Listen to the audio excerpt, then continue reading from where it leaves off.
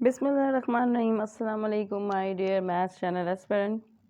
हमने cover up कर लिया, जो अभी मैं सम अप करूँगी इंशाल्लाह लास्ट में। This is the fifth type of angle, that is the reflex angle. Okay, तो रिफ्लेक्स एंगल क्या होता है माय डियर्स? तो रिफ्लेक्स एंगल क्या है? Reflex angle is the measure of the angle क्या हो one greater than this is the reflex angle. देखें, ये एक एंगल है, फर्स्ट करेंगे ए और ये बी और ये सी है, ठीक है, A B C, this is our angle. तो हमारे पास रिफ्लेक्स एंगल क्या होगा? ये देखें, मूवमेंट कहाँ से शुरू हो रही है, अब आप चेक करिएगा मूवमेंट कहाँ से शुरू हो रही है। देखें, ये मूव होना शुरू हुआ, तो ये हो गया कितना, 90, ठीक है ना। 90 पे कौन सा एंगल होता था? Right angle. देखें, अब मूव हो रही है, ये आ गई कहाँ तक? 180, और ये 180 से भी अबव जा रही है, यानी कि रोटेशन हो रही है, और रोटेशन होके ये रोटेशन यहाँ आके, तो दिस इज़ द एंगल। ये जो कंप्लीट एंगल यहाँ फॉर्म हो रहा है, this is called the reflex angle when the measure of the angle is greater than 180 degree, ठीक है, ग्रेटर हो गया ना, greater than 180 degree and less than 360 degree, ठीक है, 360 से लेस देन होगा और ग्रेटर होगा 180 से। ओके, तो this is the measurement of reflex angle. वो एंगल जो कि 180 और 360 के बिटवीन में लाई करेगा, that is called the reflex angle. Okay okay, तो मेजरमेंट ऑफ रिफ्लेक्स एंगल कैसी होगी?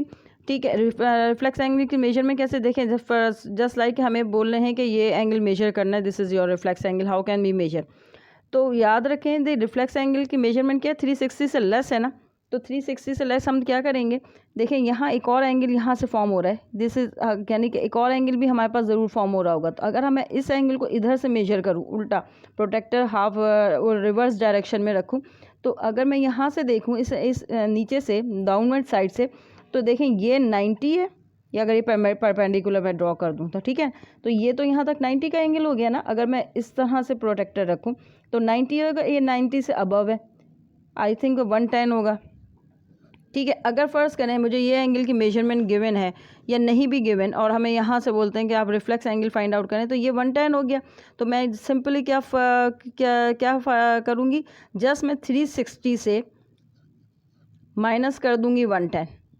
तो जब हम 360 में से जो रिमेनिंग जो मेजर है एंगल, वो माइनस कर देंगे, तो we get our reflex angle measurement. हम 360 में से 110 माइनस कर देते हैं, तो हमारे पास क्या आ जाता है आंसर? 250 डिग्री। तो 250 डिग्री का ये हमारे पास एंगल गिवन है, 250 is greater than 180 and less than 360, तो this is the reflex angle. Okay, six type of angle is called the complete angle when the measurement of angle equals हो किसके? 360 degree. The complete यानी कि बिल्कुल exact 360 अगर आपके पास आ रहा हो, that angle is called complete angle. और उसका सिंबल आप किस तरह शो होता है? देखें, कंप्लीट एंगल है तो ये हमारे पास तो एक रे है ना, तो जो सेकंड रे है वो कंप्लीट मूव होकर, यानी कि कंप्लीट उसने रोटेशन ली, कंप्लीट रोटेशन है 360 डिग्री, वो कंप्लीट रोटेशन होके हमारे पास दूसरी रे भी इसी पे ओवरलैप हो गई, तो this is our complete angle. The angles are completed है of the six angles. Okay, the number one is acute angle, greater than 0 and less than 90. Okay, right angle equals to 90. Obtuse angle greater than 90 but less than 180. Number fourth one is straight angle equals to 180 degree. Reflex angle greater than 180 and less than 360. And the last angle is complete angle, which is equals to 360 degree. Okay, just remember it. So as per another type of angle are adjacent angle. Adjacent angle क्या होता है? देखें, इस angle में आपको तो ये पता चल गया, this is the common point for both angles. अब यहाँ एंगल्स भी कौन से बन रहे हैं? देखें, दो एंगल बन रहे हैं, एंगल बी ए सी, ठीक है, measurement angle B A C,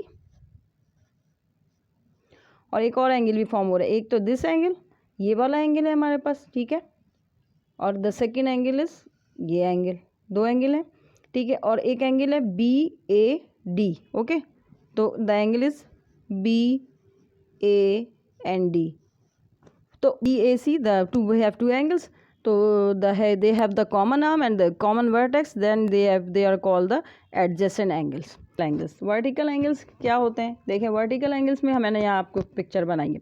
when two lines are intersected, जब टू लाइंस इंटरसेक्ट करें एक दूसरे को, ये देखें दोनों, एक लाइन है मेरे पास A B and the second line is C D, they are intersecting each other at point ओ।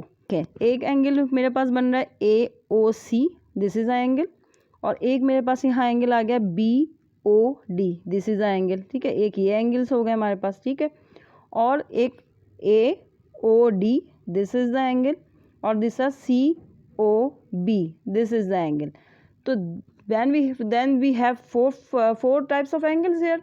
तो ये क्या है? वर्टिकली अपोजिट एंगल कब बराबर होते हैं? जब दो लाइन एक दूसरे के, तो ये वाला एंगल नंबर एंगल 1, ठीक है, अगर मैं इनको नंबर दे देती हूँ 1, और ये एंगल 2 3 एंड 4, तो एंगल 1 इक्वल होगा एंगल 3 के, और एंगल 2 इक्वल होगा एंगल 4 के। ठीक है, they are the vertically opposite angles. तो 1 के वर्टिकली अपोजिट क्या है? 3, 2 के वर्टिकली अपोजिट क्या है? 4। तो then they are equal to each other.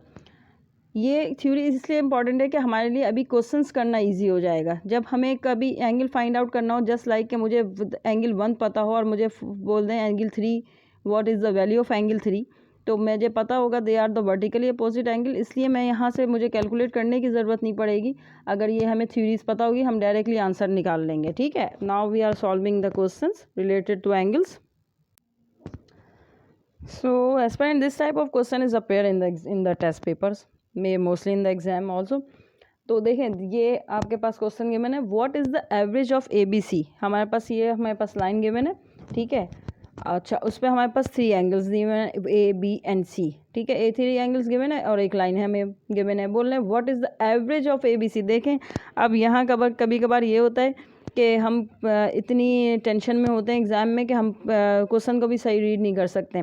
तो हम ये सोचेंगे कि ये पूछ रहे होंगे the what is the value of, इस तरह से दिमाग में आ जाए, एवरेज का वर्ड दिमाग से निकल जाए, तो हम करेंगे स्ट्रेट लाइन पे बन रहे हैं एंगल्स, तो इनका सम जो होगा वो 180 होगा। हम डायरेक्टली तो 180, और ऑप्शन में भी गिवन है 180, तो हम डायरेक्टली जो कि हमारा आंसर ना हो जाए, ऐसा ना हो कि हम 180 पे टिक लगा दें।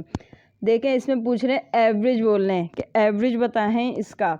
तो एवरेज हमें पता है कि तीनों एंगल का सम क्या हो गया? तीनों एंगल का सम हो गया 180। तो एवरेज फाइंड आउट करना था, तो एवरेज फाइंड आउट करने के लिए क्या था? डिवाइड करते थे किससे?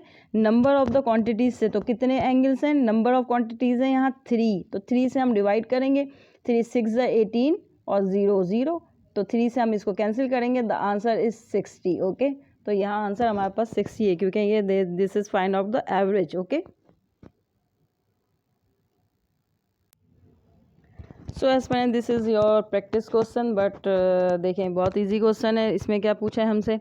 What is the average of measure of 5 angles. यहाँ आपको 5 एंगल्स नज़र आ रहे हैं, A B C D and E. अब तो आपको बहुत अच्छे से समझ में आ गया, तो आप फ़ौरन ही आंसर कर देंगे, अभी बता देंगे मुझे। तो must comment your answer in the comment box, and if you like my video please share my video and subscribe my channel. I hope you will be getting all your concept clear here. Thank you and Allah Hafiz.